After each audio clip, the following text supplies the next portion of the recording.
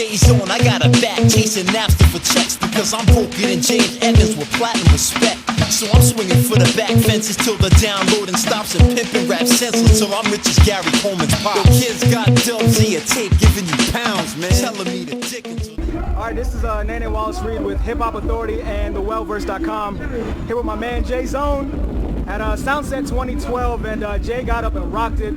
Did a DJ set, did a beat showcase. So how you like performing out here, Jay? This is crazy.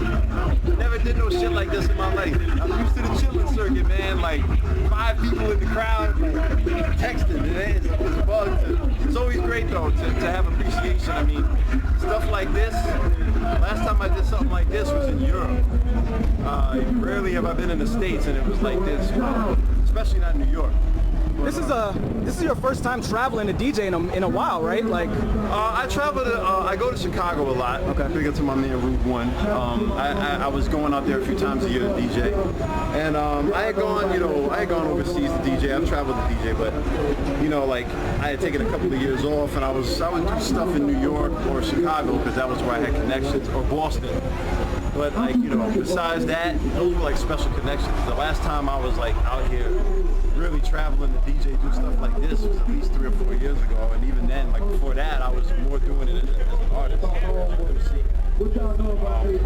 Yes, it's dope, man. Like fans appreciate it, and that's what keeps us going. More than anything, is knowing that people dig what you do and they appreciate it. Word.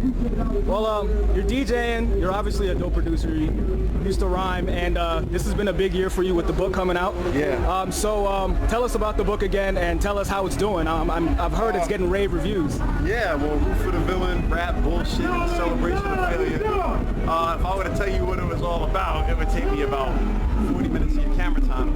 But, a third of it is just about coming up in the 80s and 90s in New York as like a hip-hop fanatic, and then your passion becomes your living, your hobby, your passion becomes your living, and all the funny, fucked up shit that happens to you when it becomes your living, like the fucked up shit in the business, but it's done from a humorous side. But it's different than other music books because I never made it big. So the majority of people who make music will have to do a tour on a Greyhound bus, will get paid $50 for a show, put out a record that sells 100 copies. That's just the climate that we're in. And usually books like that don't get published because people want to read about making it big. They don't want to read about almost getting there and then it gets fucked up. But I do it with a sense of humor, not bitter about it, and people enjoy it because it hit close to home with a lot of other artists and a lot of inspiring artists.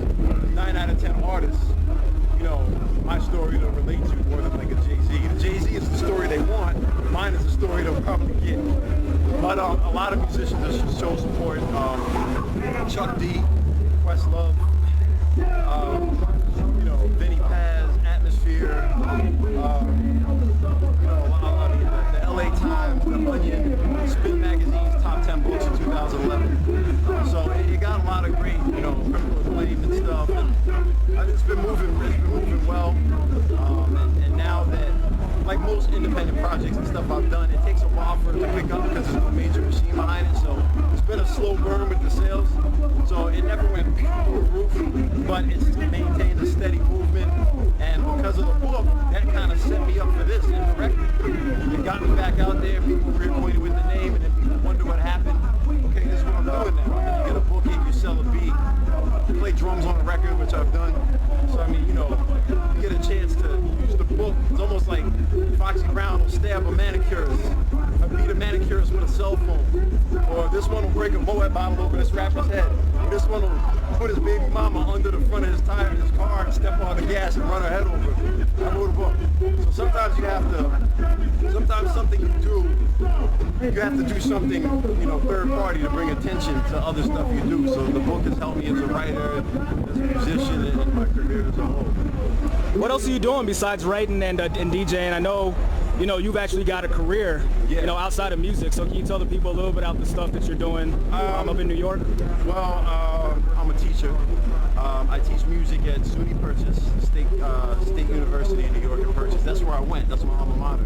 So now I go back and I teach music courses, independent study type of stuff, and basically tell my students the shit that nobody told me, like, it's real hard to make a living doing hip hop. You know, you might think you're gonna go out and be the next Jay Dilla, and you just may, but just in case you don't, learn how to make beats for a tampon commercial or a porno, or do voiceovers for, you know, Teddy Ruxpin, or, you know, like, you just give them the reality check of the music business because nobody gave it to me. So I do that, and I go over some production and DJ stuff, so I'm doing that. I'm writing for Ego Trip, and that's been going well. I was a sports reporter for a long time, and I recently quit that job because I'm trying to focus more on getting back into doing music stuff, production and DJing and learning the drums. It just takes a lot of time, so I'm going to put more of my focus into the writing and the music, writing the kind of stuff that's going to help propel the music, and doing music that's going to help propel the writing. They got to help each other. Sports reporting was great, but it was keeping me strong as a writer, but it was third party. So I'm trying to do things that, you know, like a codependency to help bring the brand back up. It's really, nowadays, it's really all about the brand more than talent. It's just about establishing yourself. And, you know, the J-Zone brand, I mean, I've been working since the late 90s to build it. But I can't stop now. I just got to diversify. Cool. Well, thanks for your time, man. This is J-Zone again with HipHopAuthority and TheWellVersed.com. Peace.